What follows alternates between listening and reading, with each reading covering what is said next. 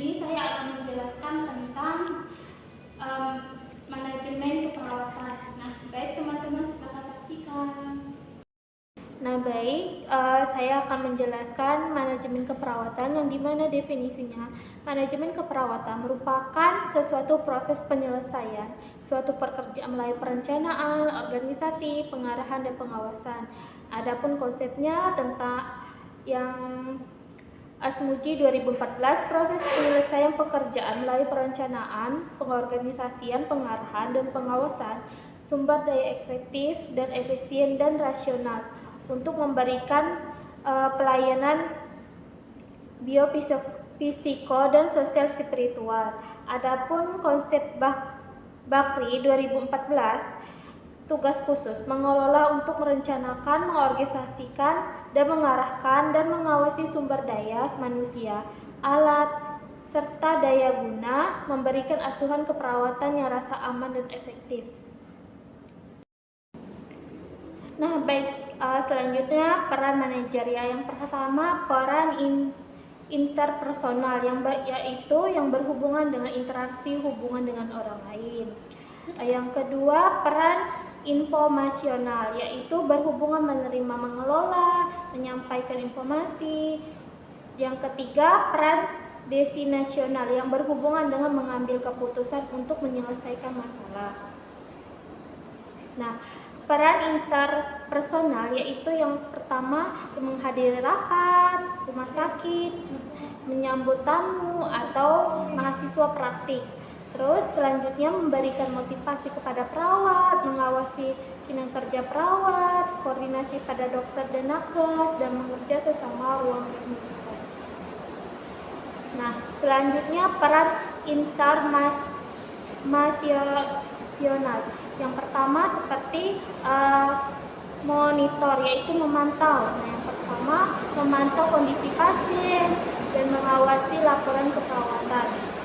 Yang kedua, memberikan informasi SOP terbaru, menjelaskan kebijakan rumah sakit. Yang ketiga, menyampaikan laporan kepemimpinan.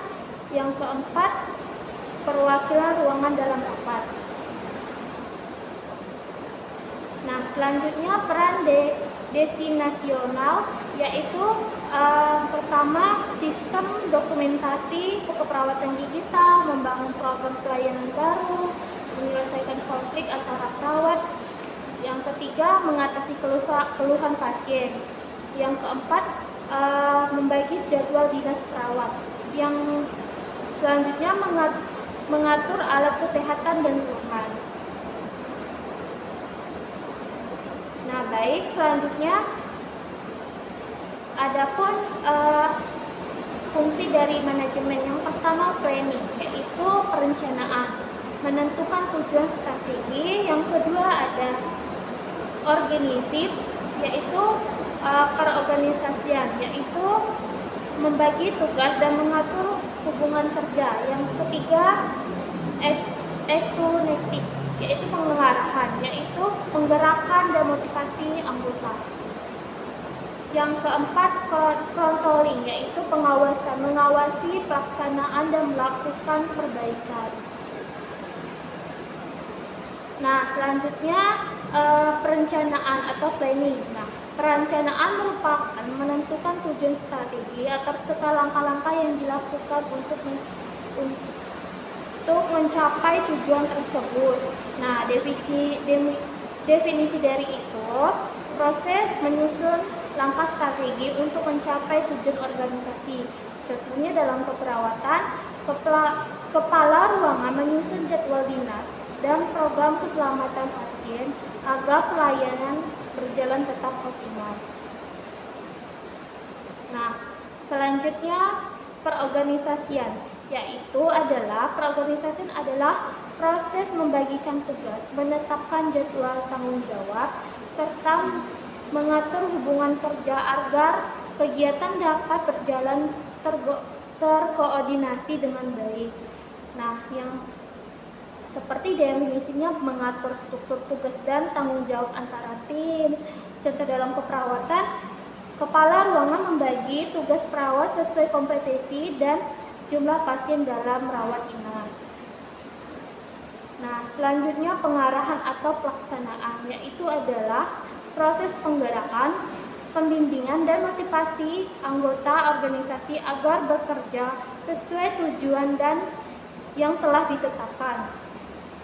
Nah, definisinya itu seperti tindakan motivasi dan membimbing staf untuk bekerja sesuai standar. Contoh dalam keperawatan itu, manajer keperawatan memberikan motivasi, supervisi, dan arahan kepada perawat agar pelayanan pasien berjalan sesuai standar.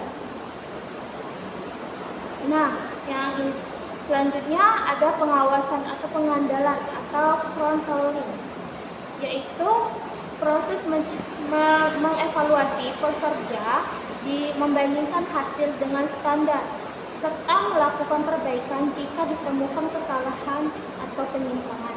Nah, evaluasi ini hasil kerja tetap standar yang ditetapkan untuk memperbaiki selanjutnya. Contohnya dalam keperawatan, kepala ruangan mengevaluasi kepatuhan perawat terhadap SOP dan dokumentasi asuhan keperawatan. Nah, selanjutnya ada prinsip-prinsip manajemen. Nah, prinsip manajemen itu meliputi pembagian kerja seperti disiplin, tanggung jawab, dan kerjasama agar organisasi berjalan dengan baik. Yang pertama, pembagian kerja sesuai spesialis tugas untuk meningkatkan keefisien. Yang kedua, ada disiplin, yaitu kepatuhan terhadap aturan dan norma organisasi. Yang ketiga, ada tanggung jawab, kewajiban melaksanakan tugas dan yang diberikan. Yang keempat, ada kerjasama, yaitu kerjasama kolaborasi antara anggota untuk mencapai tujuan bersama. Nah, baik, selanjutnya ada konflik dan manajemen konflik. Konflik adalah perbedaan pendapat antara individu dan kelompok. Nah, kalau manajemen konflik itu dilakukan dengan berkomunikasi, berkompromi, dan kerjasama. Nah, definisi dari konflik itu ketidaksepakatan atau pertentangan dalam lingkungan kerja. Nah, strategi dalam manajemen menggunakan teknik komunikasi terbuka, pencarian solusi di tengah jalan atau kompromi, dan menguatkan kerjasama. Nah, selanjutnya ada teori perubahan. Manajemen keperawatan melibatkan pengelolaan perubahan melalui teori-teori terstruktur. Yang pertama, Kurlewin, yang itu terbagi dari 3, yaitu pencairan, yang kedua penggerakan ke arah baru, yang ketiga pembekuan kembali pada status baru. Nah, yang kedua ada John Kotter, yaitu ada perubahan yang dilakukan melalui 8 tahap strategi agar berhasil diimplementasikan dalam organisasi. Nah, mutu dan indikator dan mutu pelayanan kesehatan. Mutu pelayanan adalah tingkatan pelayanan yang sesuai standar yang telah ditetapkan untuk menjamin kualitas asuhan. Nah, definisi dari mutu, kesesuaian pelayanan dengan standar profesional. Nah, kalau dari indikator mutu meliputi keselamatan pasien dan meningkatkan kepuasan pasien terhadap pelayanan yang diterima. Nah, adapun manajemen asuhan keperawatan adalah proses pengaturan asuhan keperawatan. Yang pertama, seperti lingkup kerja, mengatur asuhan keperawatan mulai dari tahap pengkajian, diagnosa, perencanaan, implementasi, sampai evaluasi pasien. Nah, tujuan dari asuhan keperawatan memastikan setiap pasien menerima intervensi dan keperawatan terorganisasi dan sasarannya tepat. Nah, adapun jenis-jenis metode asuhan keperawatan, yang pertama fungsional, yang kedua tim, yang ketiga primer, yang keempat asuhan. Nah, fungsional ini yaitu tugas dibagi berdasarkan jenis tindakan atau pekerjaan tertentu. Yang kedua tim. Pelayanan keperawatan dilakukan bersama-sama oleh sekelompok perawat sebagai satu tim. Yang ketiga, primer, yaitu satu orang perawat bertanggung jawab penuh terhadap asuhan pasien selama masa keperawatan. Yang keempat, kasus. Satu orang perawat merawat satu orang pasien secara total selama jam dinas berlangsung. Baik, selanjutnya ada International Patient Safety Clause, yaitu IPSG. Tujuannya keselamatan pasien internasional dirancang untuk mencegah kesalahan medis dan meningkatkan keamanan pasien di rumah sakit melalui standar global. Nah, fungsi dari itu sebagai panduan bagi fasilitas kesehatan untuk meminimalkan resiko bahaya. Yang kedua, implementasinya menekan pada identifikasi pasien yang benar, komunikasi efektif dan keamanan obat, kepastian lokasi pembedahan, dan mengurangi resiko infeksi dan resiko jatuh.